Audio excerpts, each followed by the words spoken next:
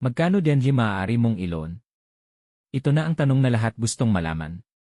Magkano ba ang pwede kong i-loan sa Pag-ibig? Ang maximum na loan amount sa Pag-ibig Housing Loan ay hanggang 6 million pesos. Pero at malaking pero ito. Ang actual na mahalagang sabihin ay tatlong bagay ang magtutukoy kung magkano talaga ang maaari mong i-loan. Factor 1, ang halaga ng property. Ang Pag-ibig ay magpo-appraise ng property. Ang maaaring i-loan mo ay hanggang 80% ng appraised value. Halimbawa, 3.5 M na property. 80% nito ay 2.8 luyon. Luyon ang maximum mo. Factor 2, ang iyong kakayahang bayaran, capacity to pay. Titignan ng Pag-ibig ang iyong monthly income. Ang rule of thumb, ang iyong monthly amortization, ay hindi dapat lalampas sa 35% ng iyong gross monthly income. Factor 3, ang loan term na pipiliin mo.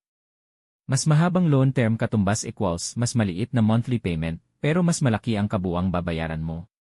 Mas maikling term katumbas equals mas malaki ang monthly, pero mas mura sa huli. Pag-ibig allows up to 30 years.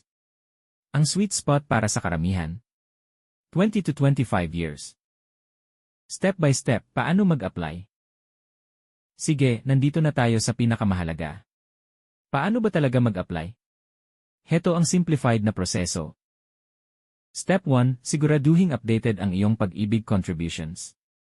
Pumunta sa malapit na Pag-ibig branch o mag-login sa virtual Pag-ibig online. I-check ang iyong total accumulated value, ito ang iyong savings sa Pag-ibig. Step 2, pumili ng property. Bago ka pa man mag-apply ng loan, kailangan mo munang malaman kung anong property ang bibilhin mo. Pag-ibig ay nag-finance ng house and lot, condominium, vacant lot, at home improvement. Step 3, kumuha ng housing loan application form.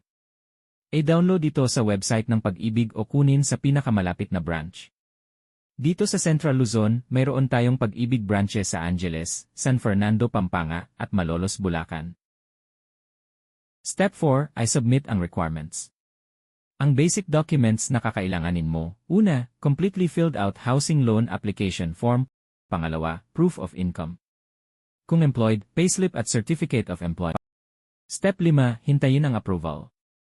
Kapag nasubmit na ang lahat, ang Pag-ibig ay mag-process ng application sa loob ng 17 to 20 working days.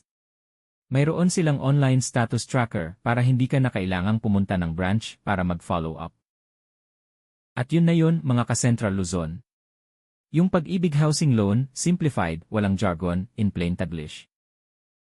Kung nagustuhan niyo ito at natulungan kayo, ay save ang video na ito. Babalik kayo dito. Sigurado ako.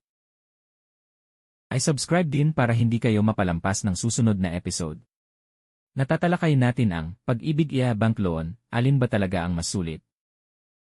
Ako ang inyong kuyang hindi pa nagmamay-ari ng sariling bahay. Pero kasama nating malaman kung paano mangyayari yon. Hanggang sa susunod.